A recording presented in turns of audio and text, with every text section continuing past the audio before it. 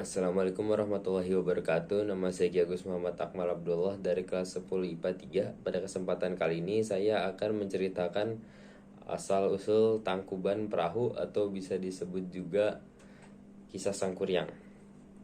Jadi kisah ini bermula pada saat seekor babi yang ternyata jelmaan dewa meminum air kotoran dari Raja Purbangkala. Iya. Jadi setelah meminum air tersebut, sang babi hutan itu langsung hamil dan melahirkan seorang anak perempuan.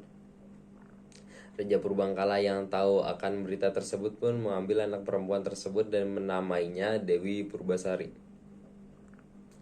Dewi Purbasari tumbuh menjadi seorang putri yang sangat amat rupawan dan juga sangat amat baik hati. Namun karena kebaikan hati dan wajahnya yang sangat rupawan itu, banyak sekali raja-raja dan pangeran-pangeran yang menginginkannya dan bertengkar karena memperebutkannya. Karena sang Dewi Purbasari ini merasa tidak enak, jadi dia pun pergi mengasingkan diri.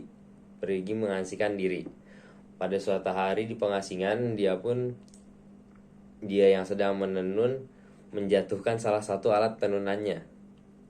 Karena dia sangat malas, dia sampai berkata, "Siapapun yang mengambil alat tenunan itu, jika dia laki-laki maka akan kujadikan suamiku, dan jika dia perempuan maka akan kujadikan saudaraku."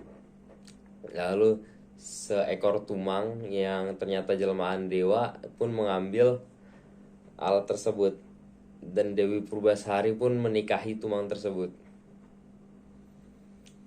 Iya, mereka pun dikaruniai seorang anak yang mereka namai Sangkuriang.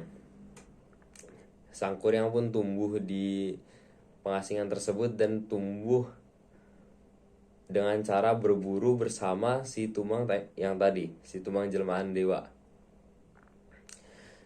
Namun setelah lama berburu, tiba-tiba si tumang ini dia nggak mau lagi dengerin perintah dari Sangkuriang tanpa alasan yang jelas. Jadi Sangkuriang pun membunuhnya tanpa sepengetahuan ibunya dan membawa dagingnya pulang. Lalu di rumah, dia dan ibunya Dewi Purbasari pun memakan daging si tumang tersebut. Dewi Purbasari yang mengetahui bahwa daging tersebut adalah daging tumang atau daging suaminya pun marah besar kepada Sangkuriang dan mengusir Sangkuriang. Setelah itu sang Dewi Purbasari pun diberikan kenikmatan oleh para dewa bahwa agar kecantikannya itu tidak akan berkurang ditelan waktu, dan Sangkuriang pun pergi menjauh dari ibunya dan dia pun belajar ilmu kesaktian dan hal-hal lainnya di banyak guru dan banyak sekali padepokan.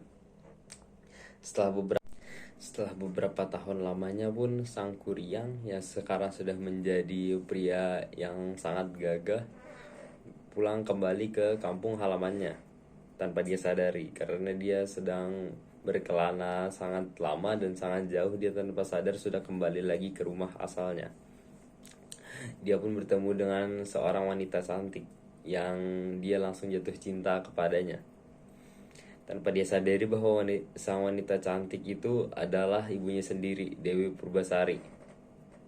Dan Dewi Purbasari pun yang belum menyadari bahwa pria gagah yang ada di depannya itu adalah Sangkuriang pun jatuh cinta juga.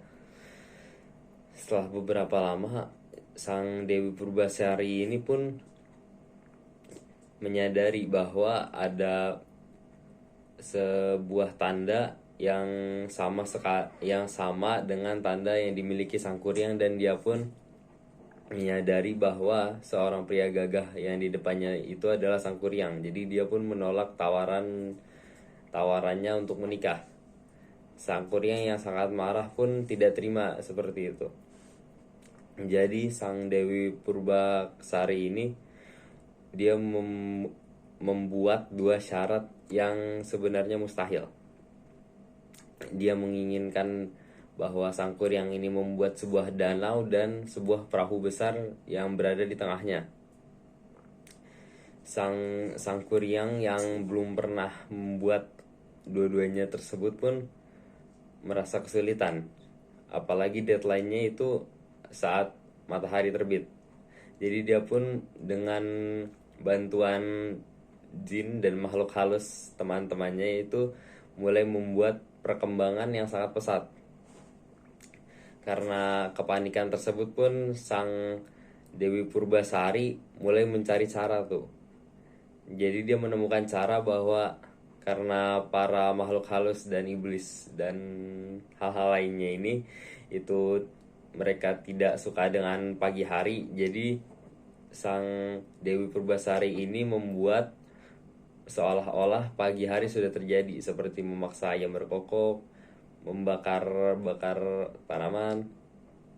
Jadi saat perahu yang sudah hampir selesai ini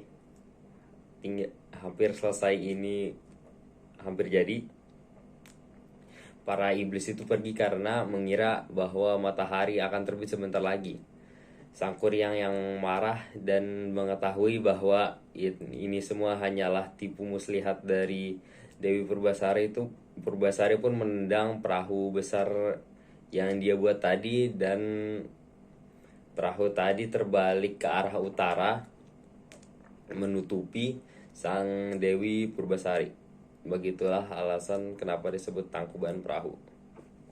Sekian dari saya. Wassalamualaikum warahmatullahi wabarakatuh.